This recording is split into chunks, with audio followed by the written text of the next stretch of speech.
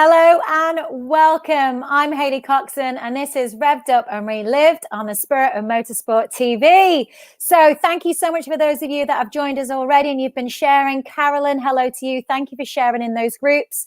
And we've got David McKee is getting made aware of it, Andy Blackmore as well. Listen, guys, shout out, say hello, get involved in the conversation this evening. Fire your questions our way. This is an interactive show.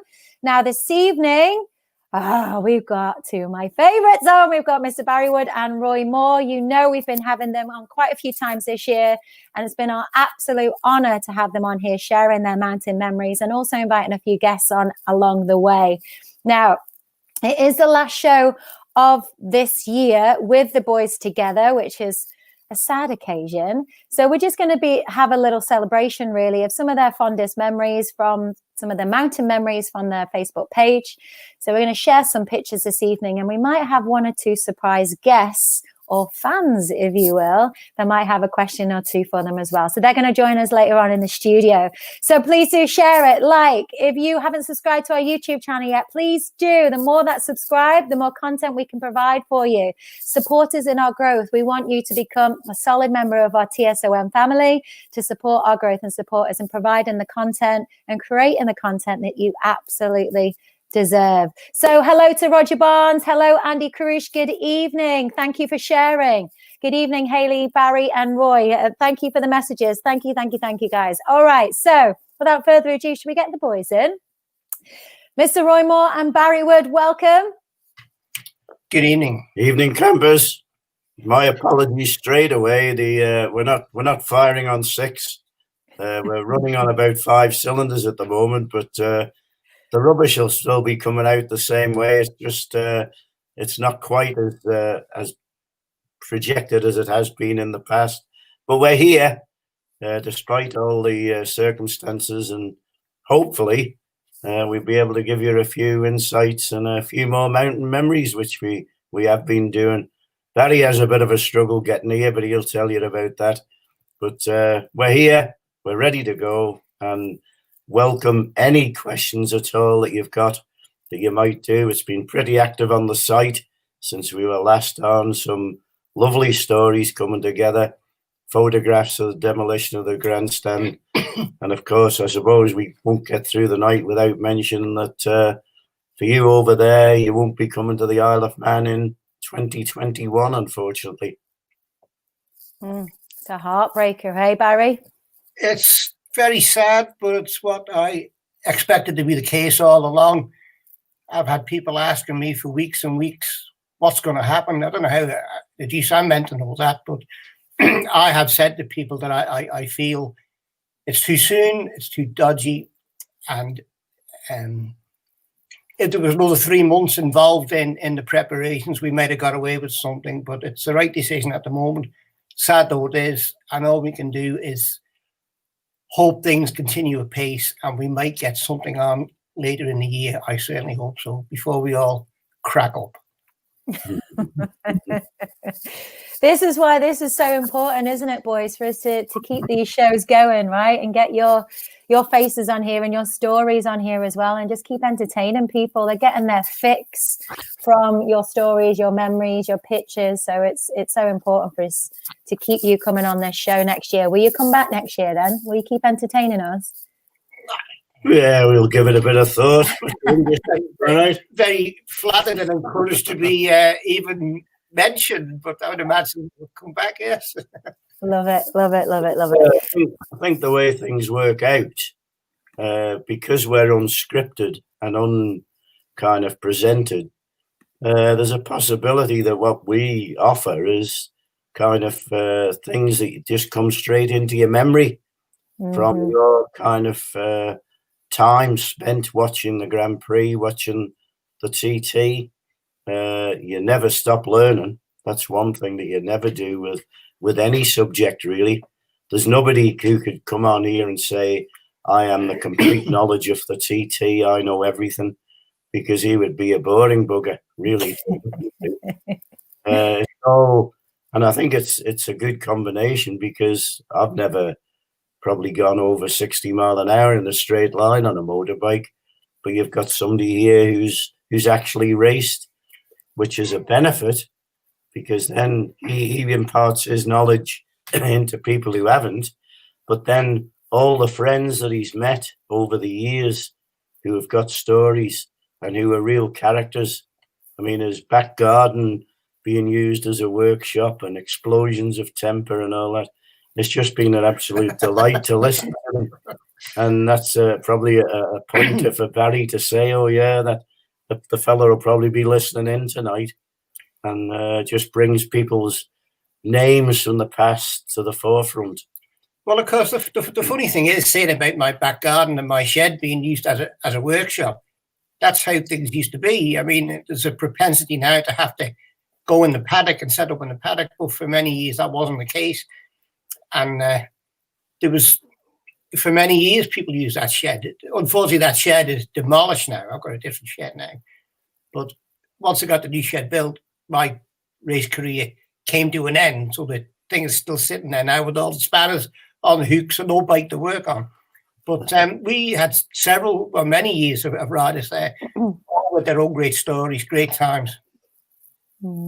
Brilliant. We've got some great comments here, boys. We've got Andy Griffiths Barney saying, hey there, the Manx take that in the house. Manx take that. I like that. Donegan L. Gooden says hi. I've got quite a few comments here. You've obviously, I just love the following, the loyal following that you have as well. So Miles Corlett says, it's more important than ever to keep these shows going. We totally agree. Roger Barnes says, if TT comes back in 22, will they all be classed as newcomers? And Linny Ritzy says, Eden from Fleetwood. Grant Hollis says, hello, everyone. Hello, Grant. Good to see you on here again. Hi from the Black Country from Samantha. Brilliant. All right. Thanks, guys. Keep them coming. Keep sending your comments through and any questions for the boys. So we've got some pictures to show and share with you this evening. But I just want to come back to the TT being cancelled. It breaks our heart. But like you said, Barry, for the island and how well they've maintained what's been going on, really, and taken care of what's been going on, it's definitely the best choice. So Roy, next year, we're going to make sure that the TSOM family are growing and creating a platform once again to entertain people. But what are your thoughts on everything and the fact that it's not going to be going ahead? It's been pretty inevitable, really. People have been asking me as though you've got some magic line to people who are in the know. There must have been meetings going on. The basis of it is, it's very difficult. My lad lives down in Surrey, and he's confined to barracks. They can't go out for a pint at night when he gets home from work. He's on furlough or something. It's a foreign language when they're talking about all that's going on over there. And over here, we're out. We were down Philby's the other night with a group from the golf club, and making fools of ourselves. And just generally, but you knew in the background, Barry, that it wasn't a possibility. No, and there have been in the last few weeks, there's been what they refer to as a cluster. Somebody had the virus and other people had it from that. And that's just in a small community. So you can imagine 40,000 people coming over. It's gonna come with them, And the other thing as well, I think that all part of the fun for us as road race fans, TT or Manx Prix fans, is the freedom to do what you want. I don't think it would work under the same guise as what the BSB and maybe the odd road races had, with people with masks on and a certain amount of people in a certain place watching. That's not what the mountain course is all about. So I, for one, would rather wait till the time is right instead of faff around with things. And I'm not talking about money they'll let the government do. I'm talking from the heart as a race fan. Yeah, agreed. We've got a few more comments here, boys. We've got Graham Clutterbuck is saying, are we Oh, excuse me. Andy Cruz is saying, evening, Roy and Barry, your combined knowledge, can't speak tonight, I've not even had a beer. Your combined knowledge is greater than grandstand full of TT and MGP fans. Agree. Gail Core says, have to say the interviews with Barry and Roy, Bert and Ernie, have kept me going over the last few months. An absolute credit to the beautiful Isle of Man. Them two are. And thanks, Hailey, from us lot in Ireland.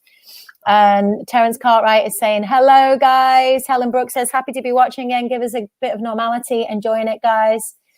Great. And Bill Davies says, hi, guys. Yeah, great. Okay, so, boys, we've got some pictures to share and whatever, and the stories. So I know you've got some stories behind these pictures. So we've just got a few shots to share before we have your fans join us as well in the second half of the show. So we can roll them up. We've got John Kashirsky saying hello from America. Good evening, John. Hello, Rudy. All right. So, Barry, this is 1984. Is that right? 1984. We've been talking recently on here about the old weigh-in at Millcrease Garage, Westmoreland Road. So this was outside. This was probably one of the last 2 or 3 years that they had this particular routine, and the bikes were, this is race day morning, so the bikes had been brought out of the garage showroom after an overnight stay, and they're all lined up there. I've got another photograph elsewhere of the rest of the field in front of them, ready to follow behind a car and a traveller marshal or whoever led them up to the grandstand. Now, obviously, this was quite a unique arrangement. And these were all newcomers. This was a newcomers race from 1984. And I often wondered to myself, of all those riders sitting on their bikes thinking, what on earth am I doing here? Because it wouldn't happen anywhere else, where you bike in a garage all night and then you go and pick it up and then you ride through the streets of town with everybody out cheering you, even before the race has started. Now, I can't even remember who they all are. Number 6 is a well-known local character, although he's Irish, Kevin Aggo Murphy. That was Aggo in his first year. So for all Aggo fans out there. If you look in the background, all of those buildings now have disappeared. So you've got the Automart Toyota garage on the left-hand side, where I think former racer Paddy Martin worked in there. I had a picture of Paddy on recently. The shop straight in the centre was the old hospital shop run by Faulkner's. And then you've got the John North's paint emporium. Now they've all gone and there's new flats on the whole area there. The children's play park just here does still exist. So, it was 1 or 2 years after that when they last had this parade. So, the only thing left now, I think, is probably the parapet you can see on the left and the low wall we used to sit on, wasn't it, to watch them go in, right?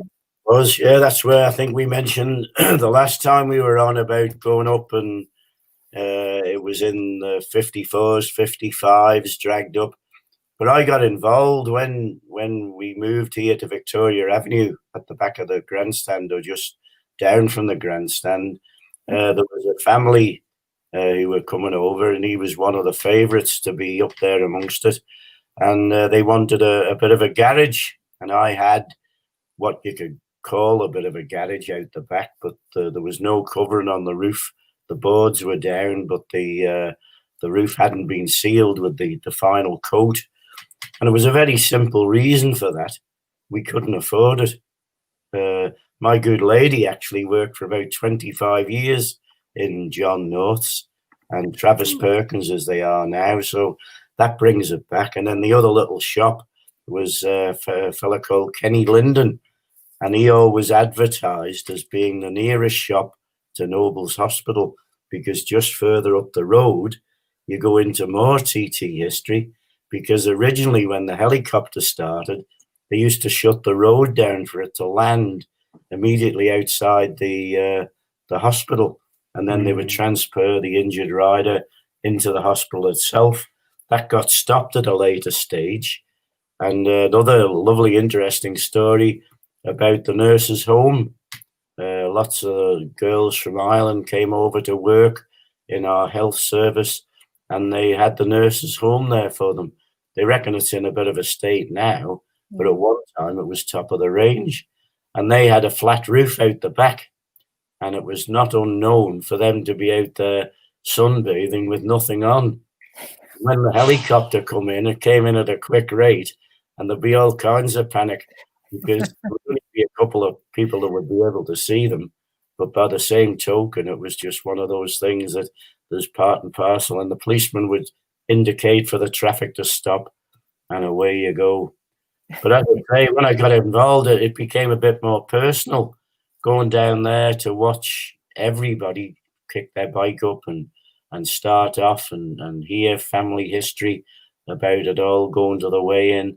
I did physically get involved then with the Jackson family, with Bob and Bill and Tom and Bud, and it became more significant because you had somebody to look for. And then there was a fella, a digger driver called Alan Phillips, and we were just working as normal people, and we had a few bob. We didn't do it the correct way. You're only working for wages. And we bought him a crank to do the Grand Prix. And I can well remember going up to watch him with a bit of added interest and just hoping everything went for him. I think it did finish, actually. He got through 6 laps, remember? Was that the TZ, Roy? The TZ from, he'd rode for Malachi Craig in the newcomers, I think the previous year, and then bought his own TZ. And I think the crank was about £110 or something like that. We got it from Alan Bruce down in Air Motors. Yes. And his Alan Bruce's dad. Now there again, there's another one that he competed in the TT and Grand Prix as well. Dennis Brew, yeah. This cold has affected me, I must admit. The memory is all that stuff. You know, in the very early days, well, for me at least, late 60s, maybe 1970, going down on the Williston bus, walking through Princess Street to the weigh-in and the autograph booth. And it was in the days just before the helmet law came in. So it was quite commonplace on the bus to hear the crackle of a 2-stroke exhaust and see a race bike being ridden past the bus with the rider or the mechanic or whatever with no helmet on. That was just very exciting. It's very hard to imagine things these days. Then I get out with the autograph book, and you might not always know which was the rider, which was the mechanic. So I get it right most times, but that's the rider there. And there was no security or nothing, Roy, wasn't there? There? You know, I think there's like a little chain barrier, and you couldn't go past that unless you were a competitor or something like that. But there was no messing around. They were really happy times. We've had a comment here from Phil Looney saying that he was in that group in that picture, number 26, senior newcomers. Lovely. Where is he now? You don't look that old, Phil, actually. Can we see 26? We can't go in. Can we see 26 there? If you can, you got better. Can we spot him? I got filmed in 82, but anyway. So we got loads of comments here as well, boys. We got David Williams says hello from Liverpool. We've got Sue Russell says, I remember going up to Mill Crease and leaving the bike. Tony always wondering if it would start. And we've got Robin Edwards saying, we're doing well, Ashley Hogg, missing my Bushies beers. Yeah, me too. I agree. Me too. I'm missing my Bushies. All right, boys. So what's this? Tell us a bit more about this then, Barry. What year is this shot from? Right. This was the 1998 250 lightweight TT.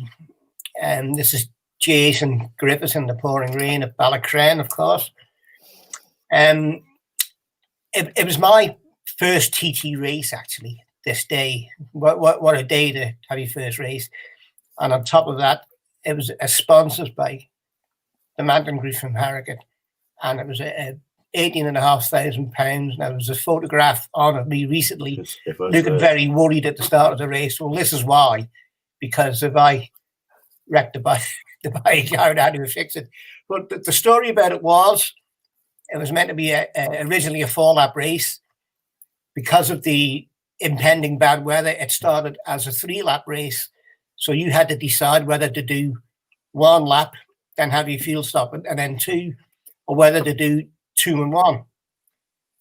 So foolishly maybe, but this is just the way it was. I opted to do one lap, have a fuel stop, because I thought no matter how bad the weather is, being the TT, they will carry on and do the 3 laps. But unfortunately, they flagged it after the second lap. So I had a pit, me and lots of others had a pit stop that we didn't need, and lost a lot of time as a result. But the amazing thing was Joey won the race, no great surprise. Joey was the only man who lapped at over 100 miles an hour in those conditions. And the even more amazing thing was that it was only a couple of weeks after Joey had crashed at the Tandragee 100 in Ireland and had I think it was a finger amputated. Wedding ring. Yeah. So, but Joey said when they were talking about the conditions, Joey was actually quite pleased about that because it wouldn't put so much pressure on the wound. So this is the legend he is. Brilliant. There were a couple of dry places around the course, but it was also very windy in places as well. It was, looking back now, it was an ordeal, but I'm very pleased to be involved in it. But you can see Jason there. Excellent. I think Jason actually had a fuel stop as well. He didn't need. Jason ended up 5th in that race, if I can remember rightly. But he's taken it very steady, and Jason really put a foot wrong anyway. So that was the story behind that race. And also, it's a thing that you'll be unlikely to see again. Lots of younger riders say to me now, God, you used to race in the rain. Well, that was always the case. If it rained, it rained. But those days are gone now. And it also would be interesting, anybody who was out watching that day or marshalling that day. Plus, there's been lots of other wet days like that, but that was just one that affected me. So, Roy, can you remember, is there any particular year that stands out particularly where the weather was so bad and it affected, because there was quite a few recent dates, there was quite a few cancellations. Was it about 2 or 3 years ago? It wasn't, 2018 was great, wasn't it? Any particular year that stands out? They had a bit of a thing where they started a senior, I think, or a Formula One, where it was quite dry in and around the Douglas area.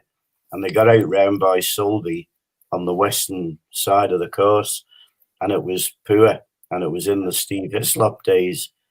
And I think it was Nigel Cap Davies who was leading. And they made a protest. They just said it's unsafe to race. And I think the likes of Steve Hislop and all that pulled in off the circuit after the second lap or the first lap. And it was, I think the general decision then was that it was abandoned. You're always under pressure when you talk about it. But going back even further, there was the stories that you hear that you don't know what went on in the background. Ray Am and Jeff Duke on the Gilera. He'd ridden for Norton. Wasn't the most popular when he went to ride for an Italian factory. Bear in mind that hostilities were with the Italians up till 1947, and then they were building fast motorbikes, and the conditions were that bad with mist on the mountain that the instructions were given that they were going to curtail it after 4 laps. Ray Am could have done 4 laps, no problem at all, and he didn't stop. Jeff Duke came in for petrol and took the fuel on, and then I think he fell off a quarter bridge. Might be a little bit confused on that. But the background kind of information was that allegedly, maybe it was that far way back, that some of the officials got told Norton that they were stopping it after 4 laps and not to bring Ray Am in, knowing full well that Jeff Duke had to take fuel on with the extra fuel consumption. So there's been a few dodgy ones like that. The worst ever race I can remember was 1959. John Surtees, and it was desperate. We'd gone with Jeff Cannell, my cousin, to watch at Governor's Bridge. And we got on the little island, and Jimmy Swindlehurst, who was the sergeant up at Onken police station, said, "Listen, boys, the race is getting delayed. It's delayed again." He said, "If you make a decision that you're stopping on that island, you'll have to stay there till everything's finished." And there must have been like 150, 200 people in that area. no toilet facilities or anything like that round there. How everybody went on. But the weather was that bad, you wouldn't have known anyway, because it absolutely threw it down for the whole race. And John Surtees had to be helped off his bike at the end of the race. He won it on the MV, which is absolutely bang on schedule as it comes to mind. Yeah. And we were sat, he'd gone past, and obviously the information wasn't Manx radio coming out through the speakers. You hadn't a clue who was winning, but we worked, or somebody had worked out by the time and that they were doing that John Surtees was going to win it. But there was another photograph there that of the old motorcycle and motorcycling magazines, which were in brown sepia colour, and you'd have TT number, and that was when you could sit down and digest what had gone on. And there was a picture there, I think it was Derek Powell coming out, and there was branches in the road, and the rain was steaming down. Somebody was pushing in, and this fellow was going past. And I think Bill Smith, who's no stranger to TT history, said that that was the worst conditions that he'd ever ridden on or in his whole total career on the Isle of Man. Oh, we've got loads of comments on that, boy. So we've got Andy Griffiths, Barney saying, used to love riding in the rain on the mountain course. Roger Barnes saying, if I remember, Barry, it was like that for the fortnight. Oh, so that was a response to you earlier. Simon, he said, hi all, great show as always. Remember being sat at Keppelgate when Cap Davies' race was cancelled. Terrible conditions up there on the Sunday. 24 hours later, it was glorious up there. Hizzy going on to win. Great memories. Brilliant. And Chris Moffat said, wet 98, TT, Bob Jackson second, and McPint third. If I could just say briefly to Andy Griffiths Barney, who made a comment about us looking like was a take that. Yeah. I think it looks more like proclaimers. Andy Griffiths Barney and his brother Nigel Griffiths used to do the Manx together. They looked identical to Bros at that time. Honestly, they wore all the right clothes as well. So bet that one. Love it. I was a Brossette. I love Bros. We've got Terence Cartwright saying, well, I don't mind if it throws it down this May and June 2021 as it hopefully it stays dry in 2022 on the big return. Agreed. All right, boys. So we're just going to do one more picture and then we're going to invite your guests in this evening. So your fans, we just got one more shot. Loving this. This is, what year is this, Barry? Right. Well, this is 1979 Manx Grand Prix. And these were two of the gentlemen from Belfast who used to stay with us. So Donald Hughes is on the left. He did the first Newcomers Manx in 1978, and then he came back in 79. But the other lad, Dermot Bell, had been Donald's mechanic, pitman in 78. He rode himself in 79. So, I mean, even looking at these bikes now, all these years later, they look good enough to eat. Absolutely fantastic.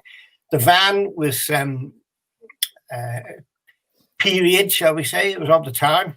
But it was just so exciting for us to have races, not just staying at the house, but having the bikes in the back garden, you know. And this was I always remember that they agreed just to line the bikes up across the road beside the van and for a photograph. And just so exciting for us, you know. I mean, we never had anything like that. My mum and dad didn't even drive. There's no cars or motorbikes. So all of a sudden to have this kind of a situation, it was amazing. And then that led on to lots of others coming to stay with us who raced for years as well. Funnily enough, now Donald went on in years later to two of the road races with Brian Reid, helping him out and cooking his meals at the races. And we had Brian on as a guest in the last programme, so there's a link there. Donald's a regular on the group, but I haven't seen Dermot for years. And of course, there was no starters or nothing back then as well. When they used to go out to early morning practice, we didn't even have a path for them to push the bikes out. So it was down 3 steps and then push the bike down the road in the pitch black in the early morning, which was so exciting. And Donald said, keep pushing till the bike starts. and then keep pushing it a bit more. And then he would carry on down the road round Badamana, 5 o'clock in the morning.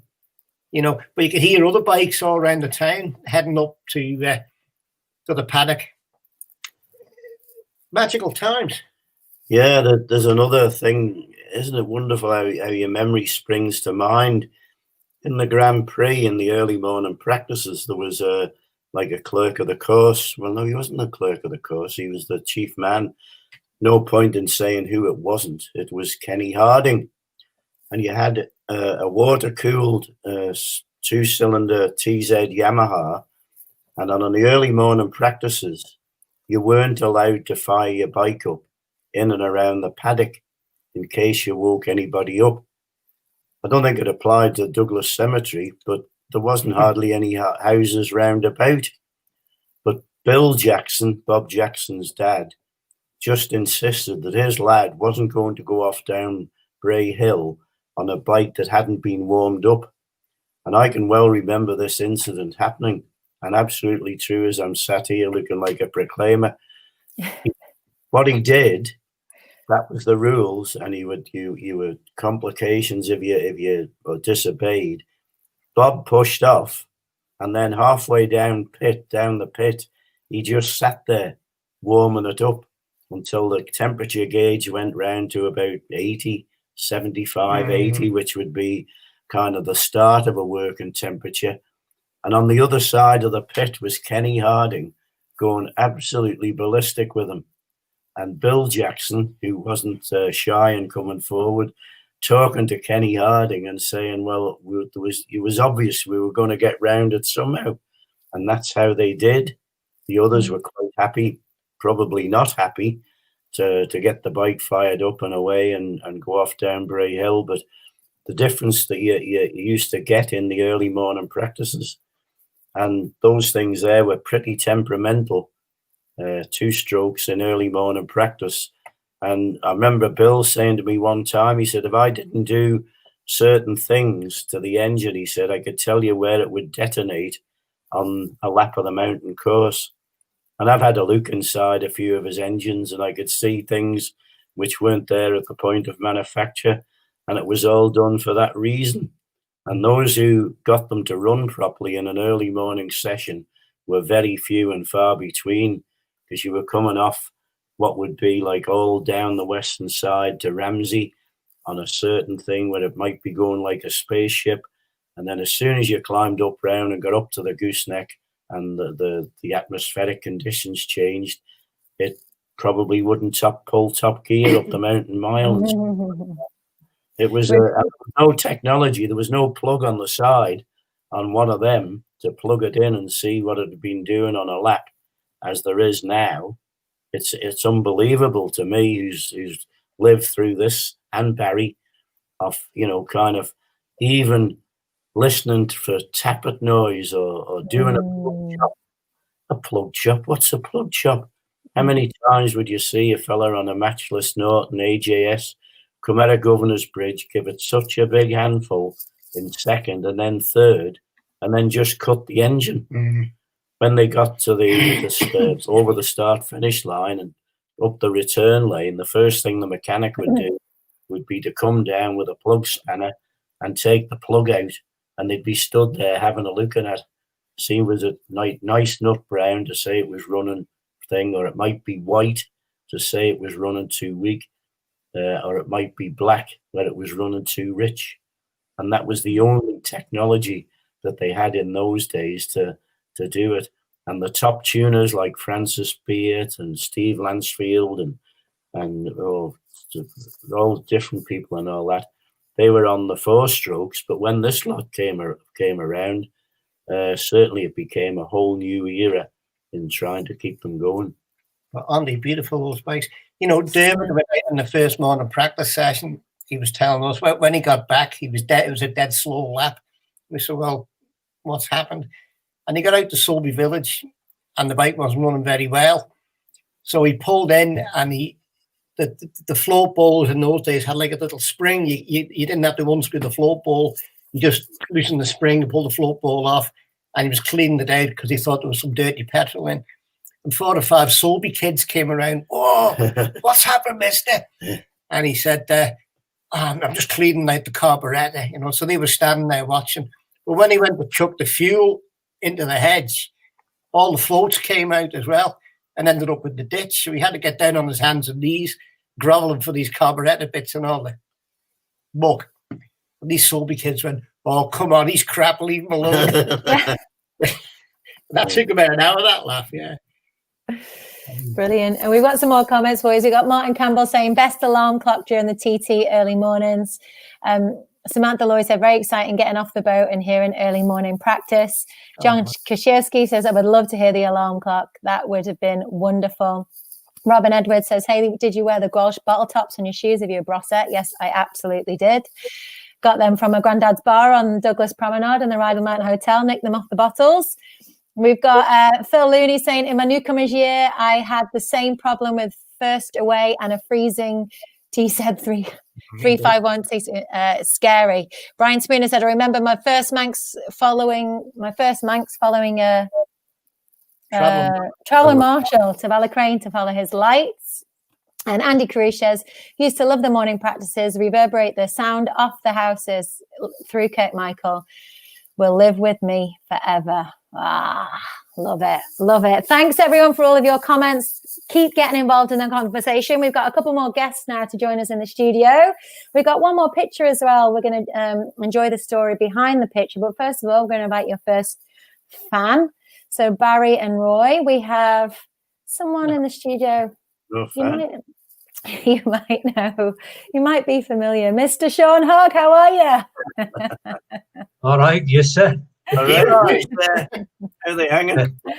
How's it going? All right. I should change my accent. Being away for that long, it's a bit of a strange accent over here now. But Hailey told me I've got to ask you a question. Yeah. What have you got for them? Well, it's quite difficult to ask them a question. You can't ask them anything knowledgeable on E or Mouse Grand Prix, can you? So my question to Barry is, can you remember the latest, or should I say the earliest, I threw you out of our bar? Stay still. Surely House. You got reggae on in them headphones because you bounce around there. Have I got reggae on these headphones? Ask that question again. Can I remember what? Can you remember the latest I threw you out of the bar in the North when you were with the boys? Or one of our riotous nights? The latest you were thrown out of the bar. Early House. Yeah. Aye. When I couldn't hardly see because of the bacon cooking for breakfast. Aye. That's about right. And I couldn't hardly see for all the smoke. So that was about 7:30. Yes. It was about 5:30, 6 o'clock, I think. Well, just going back briefly to early morning practice, we did actually leave Norley House 3 or 4 times, head up the arches and go and watch the practices. It's disgraceful behaviour. But I'm not the only one watching this tonight who partook of such activity. Yeah. Nothing to do with me. I was always tucked up in bed at Spring Valley. Didn't have anywhere to go. Didn't do any drinking, anything like that. Never got involved in it. I'm sure you didn't, Roy. Yeah. Okay. Sean, we've got some comments here. We've got some hellos. I think there's quite a few people on here enjoying seeing your face. We've got John Kashirski saying, hi, Sean. Andy Carush saying, evening, Sean. Top man. Robin Edwards saying, great to see your face, Sean. Alex Aiken saying, great to see you. We've got a few fans there. Hey? Yeah. Well, these are all the guys we know, right, basically going back through the hotel and Phillips Racing and all this sort of thing, innit? You know? Yeah. So over the years, we've just built up a fantastic group of friends and associates through people staying with us and riders. Like Barry says, you know, the riders that we've had through our hotel over the years and that sort of thing. And obviously our links really go back to, I would say, right back to the late 60s. Circular Road. Circular Road, yeah, 59 Circular Road, and we go back to our links all originally came from Aberdeen, and we start off with Alistair Lewis, Jimmy Law, who else have we all got? Bob Monroe, all these guys, all good sidecar riders. Then we moved down to Mona Drive, Norley House, and then it was our great friend Roy Sherlock, Alex Aiken, all these Alex helped Philip, Alex raced as well. Bill Davey, Rugby, it goes on. We've got the V&M, Dave. You know, it's a big group of people, and obviously with Philip racing, local guys used to come in as well. You know, let's say Barry and all the boys, and the bar was bouncing, and we had some fantastic evenings in the bar, and obviously, because I did speak to you. Your grandfather was up on the corner. Yeah. Because back in them days, you well know that the drives were absolutely bouncing, weren't they? You know, it was just so. The Nelson Hotel on Mona Drive they had. It was the That's Nelson. right. Yeah. Actually burnt down that one, didn't it? Yeah, it did. Telling me it burnt, didn't it? Yeah. But yeah, so it's. I mean, I've just been sitting here listening to Barry and Dan Roy, and obviously I can relate totally to everything they're saying growing up. And the picture they showed of the weigh-in, that was actually come out the back door in the lane. There was my auntie's house, and you come out there and you'd watch the weigh-in, and more than after you'd watch them all go down Circular Road, and you'd run down from Circular Road down the corner to watch the race. And that's what we did, you know. Just brilliant. Great. We've got more comments here. We've got Ashley Hogg saying chief bartender at the Norley House here with a wave. Brilliant. We've got David McKee saying best bar I've ever been in, Sean. Brilliant. God, I missed out, didn't I? And yeah, we've got Peter Forsyth saying great to see you, Sean. Love these shows. Legends, all of you. Brilliant. All right. So we've just got one more photo we're going to show, so you can all contribute to this photo and comment on it. We just got one more, and then we've got another guest to join you as well, actually. Come and check in with you. So we've got to cover this one. So Barry, you've sent this one. This is one of your favorites of this year. Feel free, boys, to comment. But Barry, if you could just fill us in on the year and the background of it. There's a big story behind it, really. In 1970, for reasons which nobody ever really could quite fathom, it was proposed to start the senior TT in groups of 9. And so what they wanted was numbers 1 to 9 to start the race together. And then they had a 1 minute 30 gap. And then numbers 11 to 19 and a 1 minute 30 gap. So most of the riders obviously were horrified at the prospect of this. Lots of the marshals also, particularly the ones in the early part of the course, were very much against it. And there was a bit of a loggerhead situation between the riders and the ACU.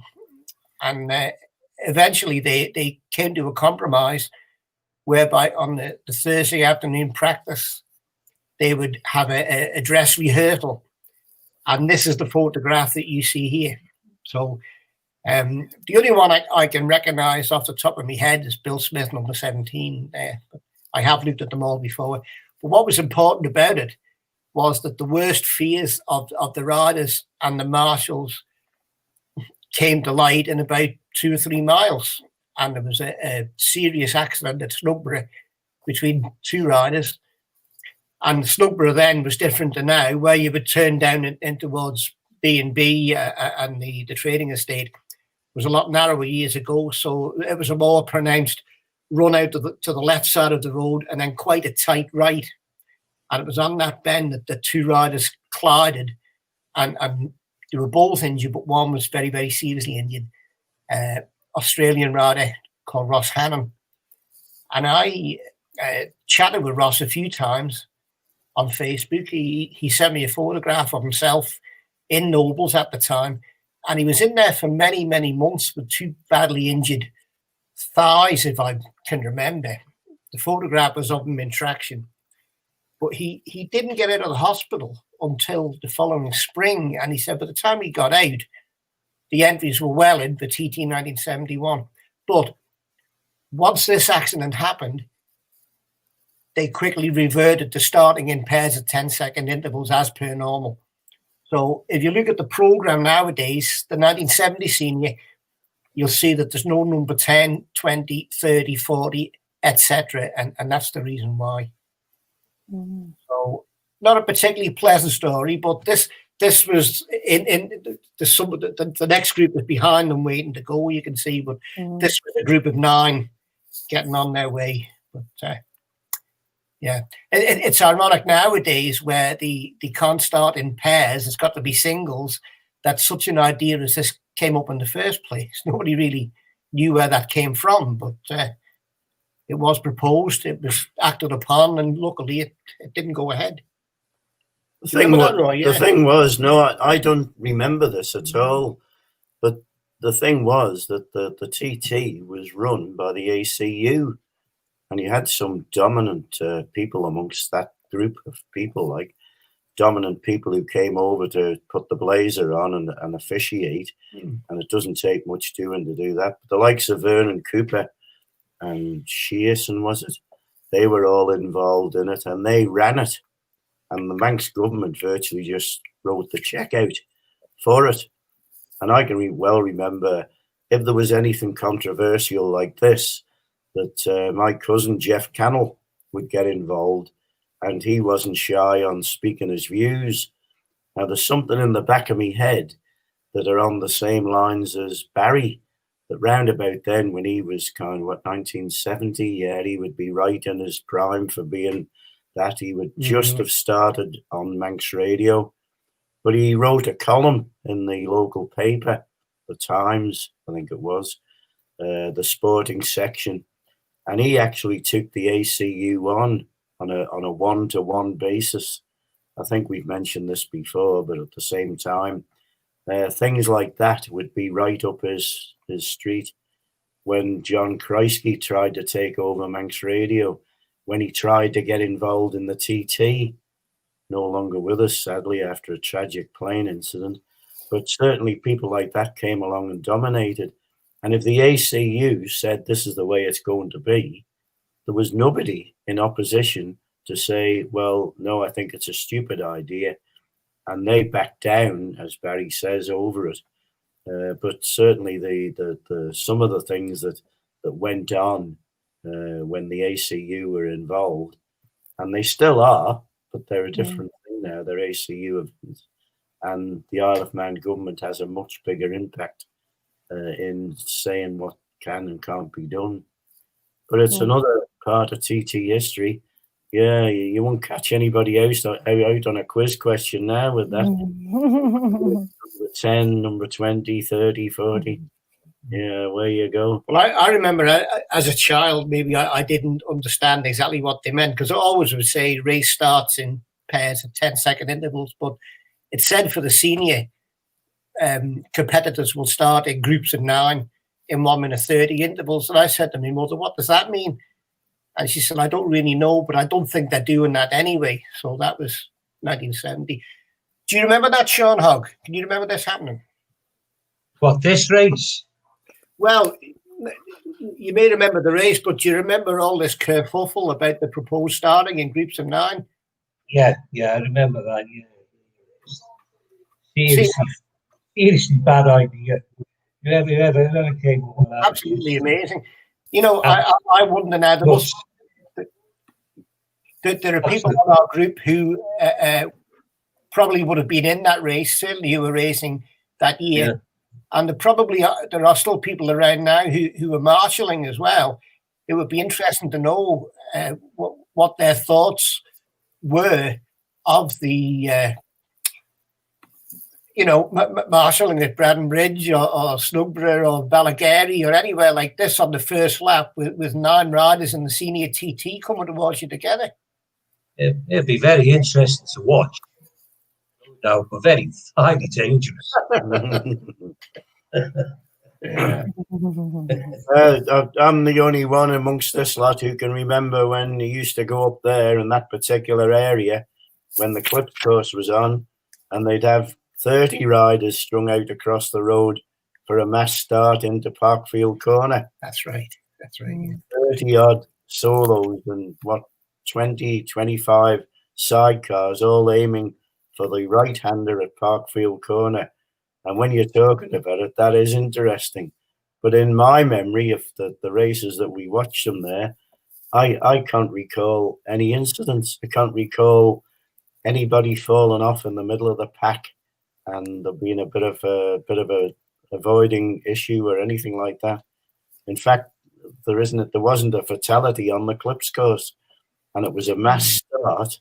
After they'd gone through past the Cregna Bar on the back roads, they were all together out there, 3 and 4 across the road, and sidecars. You can just about get 2 sidecars on the Clips course before you get on to Whitebridge, and can't recall anything major ever happening.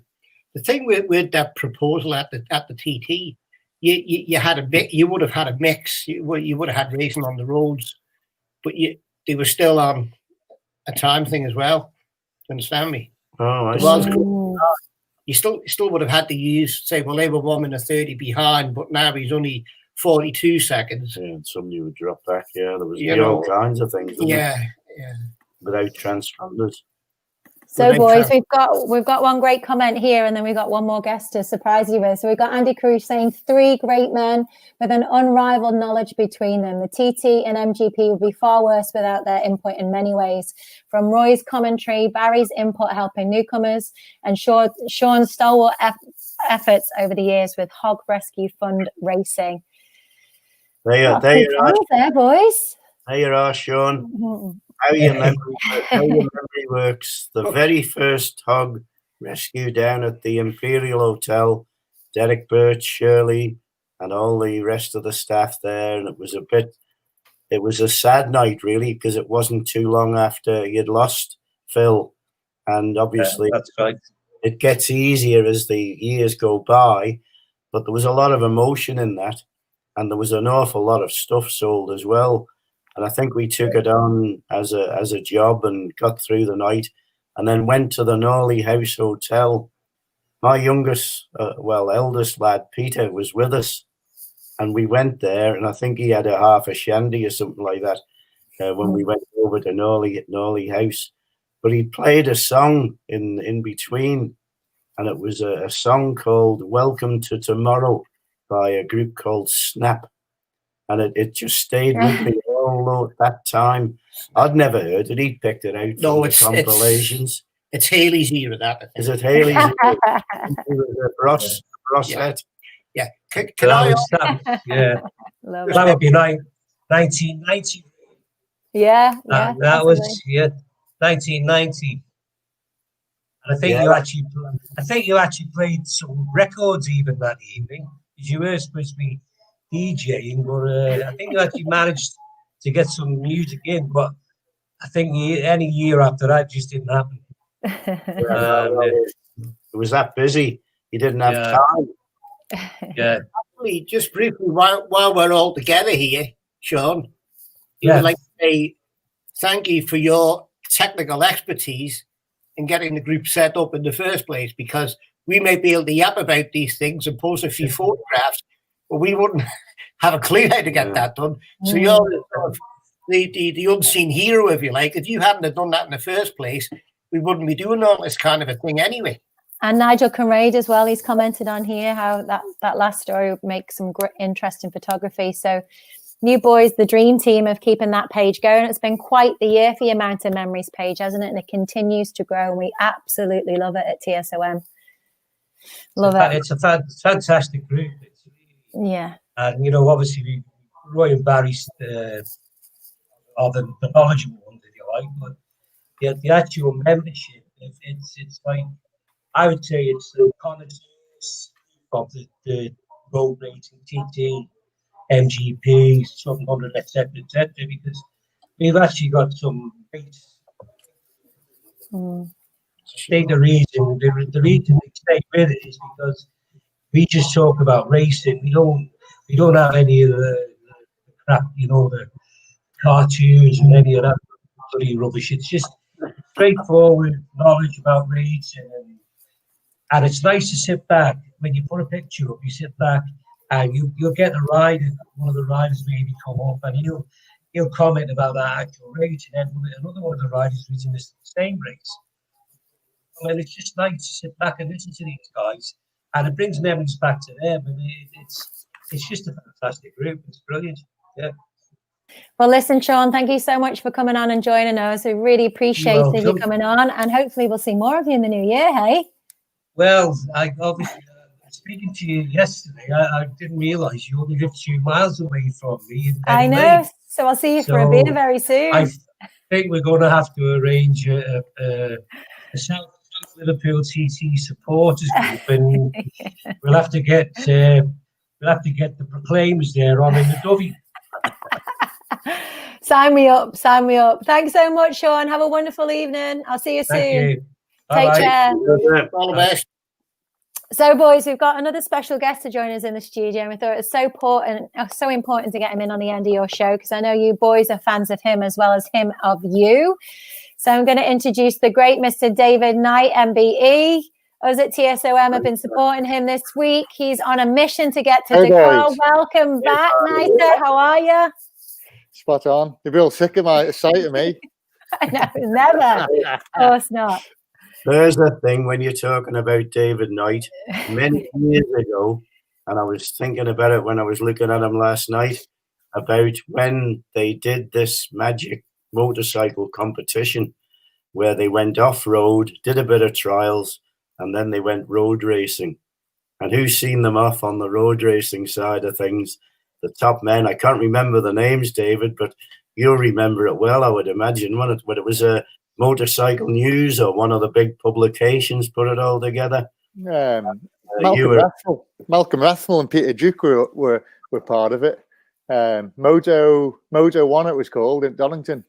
Yeah, it was. You were obviously hands, and everybody was a specialist in their own sport. But I think you came out of it surprising everybody.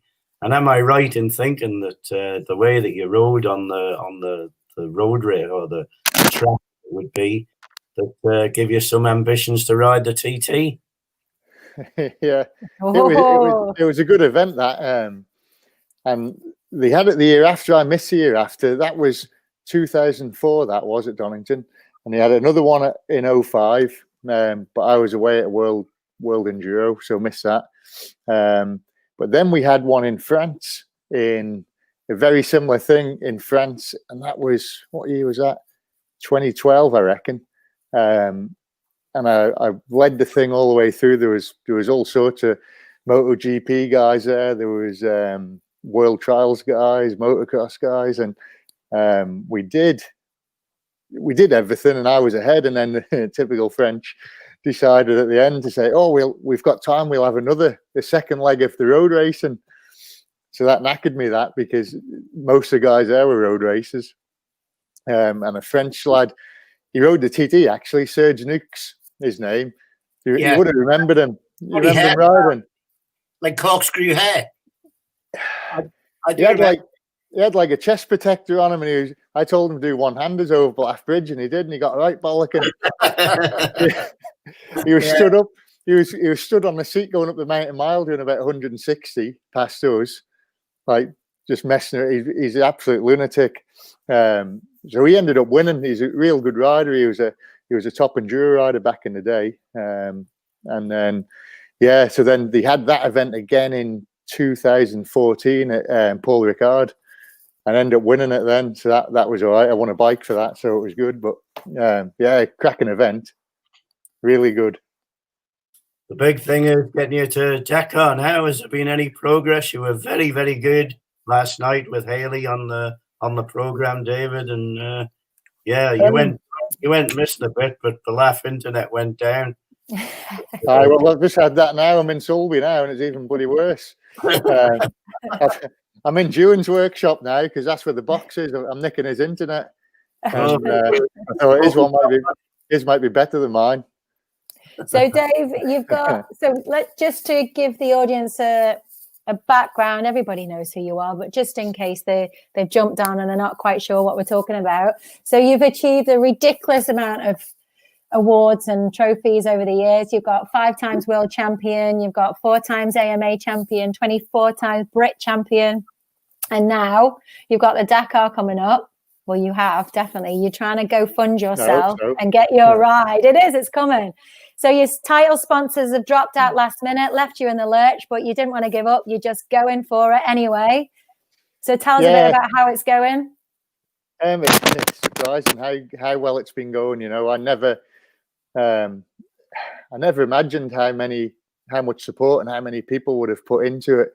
You know, a lot of people, when I was sort of trying to be convinced to do the GoFundMe page, you get a lot of people obviously saying, "Oh yeah, I'll donate," and you know, talk's cheap, but they really have, you know, come up to the level and you know, put the money where the mouths are. So I honestly can't believe the support we've had, and just it's carrying on, which is obviously what we need. We've got a lot of people sort of chatting to me and a couple of the lads that are helping me to try and get obviously the last sort of lump. So we just got to crack on. You just got to crack on with it, haven't we? And not give up until the day's gone where it's impossible to do. So we got a couple of weeks yet, plenty of time yet.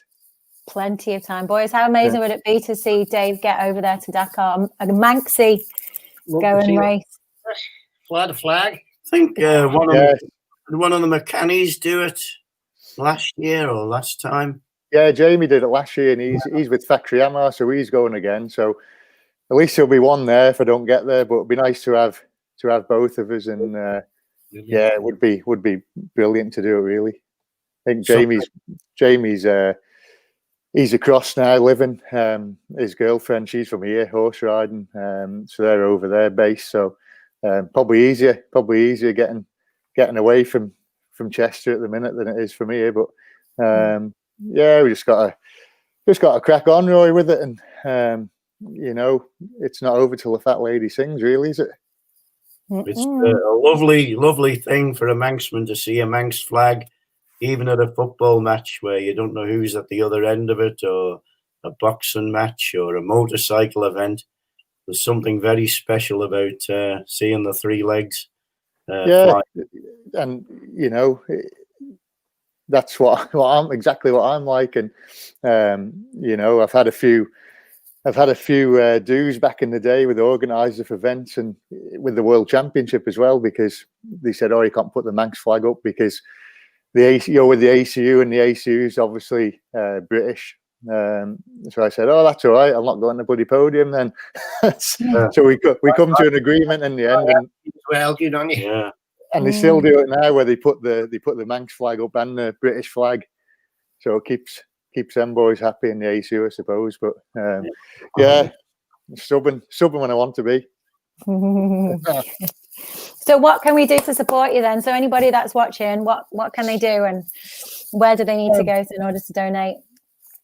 Just like I said the other night, just anything. You know, there's people putting hard-earned fiver in it. There's people putting, you know, 100 quid in. There's people putting 1,000 quid in, and honestly, anything, it all adds up. You know, I know it's a hard time for everyone, and it's definitely didn't pick the best time to go and do it, did I? But it's just one of them. You know, we can only try.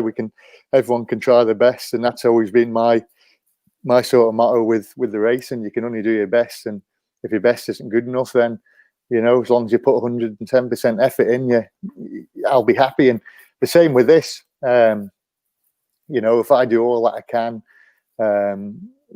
probably annoying plenty of people, but if I can do all I can, and then if we make it, you're like, you know, brilliant. We've done it through hard work, and everyone, you know, putting the hard-earned cash in. If we don't get to go, as long as I've tried the best that I can and tried everyone possible and, you know, knocked on everyone's doors and stuff that, and it didn't happen, then there's nothing more you can do. So I'll rest easy enough at that. Roy and Barry, you've got your page amount of memories, right? So many amazing stories for you to tell. This boy still has got so many more memories to make, hasn't he? And so much more of an, even more an impact to make as well. So it's exciting. Absolutely, yeah. Yeah. It's funny listening to you before my computer kept cutting off. About as quick on the morning practices when the Sulby heads out. It's probably us. We always gave plenty of abuse out when you're breaking down. The sort of thing we come out with. Aye. Yeah. You couldn't beat the old morning practices. So we've got some comments here. We've got Simon Heath said he's donated. Good luck, Dave. Thank you so much, Simon. Thanks, Simon. Yeah, John Kashirski is really excited about the three of you being on screen. Andy Cruz saying, you'll keep going. Yes, sir, don't worry, you're absolutely going. So we are behind you. Roy and Barry, we're cheering them on, aren't we? And we can't wait for this match to get out. We're just looking at the figures and how much we need here. Mm. So Dave, you've got about 37, haven't you? So you've got some to update there's a few there. more on that. We need to update it because we've had a few people the last couple of days putting in, and I woke up this morning. It was nice to see Josh Brooks had put 500 quid in. You know, Brooks is a good lad, and it's real good of him. You know, over in Australia to fire some in there. So yeah, just everyone. You know. I'll go through everyone when we get there and every single name on there and thank everyone. Have to have a party or something, won't we? Ginger might be a bit small.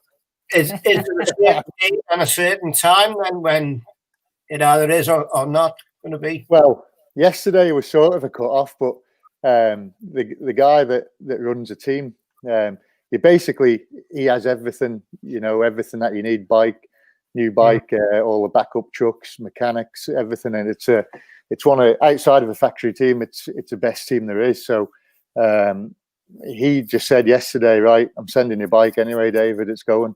So we'll worry about paying for it later, but yes, because like he said, if someone might come forward, you might get a big sponsor or whatever comes forward, or a couple of people in the next couple of weeks. I would say we've got until about mid-December, really, you know, to get there or near enough get there. But like he said, there's no use getting the money in, and the bike's sat in Holland. So you've got no bike out there. So we just thought, right, let's get the blooming bike out there with all the rest of the stuff, and at least it's there then. So if someone, you know, or we end up getting the money, a big title sponsor or something comes on board, then it's just a case of jumping on a plane, getting out there, give the bike a run a few days before, just do a shakedown test on it, and off we go. 8,000 mile later. We've got Grant Hollis has commented here. He said, very, very best of luck, Nita. We stay in Sulby Village opposite Duran's workshop for TT. Brilliant. Hope your internet's better than this one. Yeah.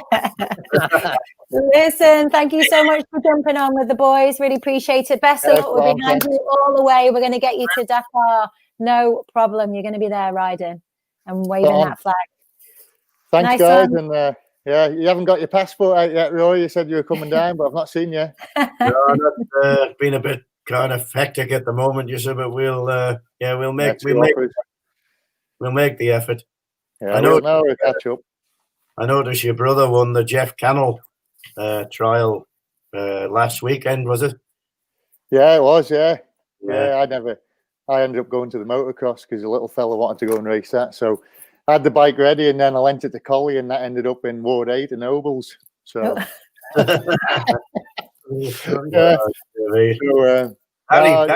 Harry's very familiar with stories like that. I used to be. But now good value, these old trials and stuff like that, you know, keeping, you know, we've got one for my old man, the Jeff's trials there, the Stevie Beatty, all them old, you know, all the old Ramsey heads and that aren't here anymore, having the memorial trials and stuff's good. and I always like to try and get to them. You know, it's nice to go and do them. Brilliant. So, yeah. All right, cheers, Dave. Oh, Take care. Fingers crossed, crossing everything for you. Yeah, Best of luck. we'll see what happens there. Roy Barry, wow, he's got to get there, hasn't he? Got to get there. If it happens, it would be great for us, be great for the Isle of Man. Yeah. Well. Okay, boys. So listen, 2020 has been a bit up and down for many people, but what we've absolutely loved is having you two join us on TSOM, contribute to our shows. It's been absolutely amazing for me as a Manxie. You take me back all the time. I love the fact that I get to sit here with you and listen to your stories, listen to your memories. It's pretty special for me. It really is. So thank you. Thank you for joining us. And I cannot wait to have you on again in 2021. It's really special. Roy, thank you. Barry. Enjoyable. Thank you very much.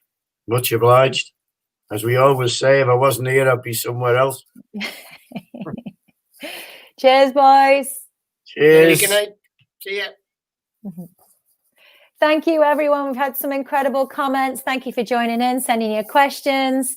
We've loved it. So that's the boys for 2020, but they will be back in 2021 with plenty more memories to share. So I'm Hailey Coxon. This was Revved Up and Relived on the Spirit of Motorsport TV.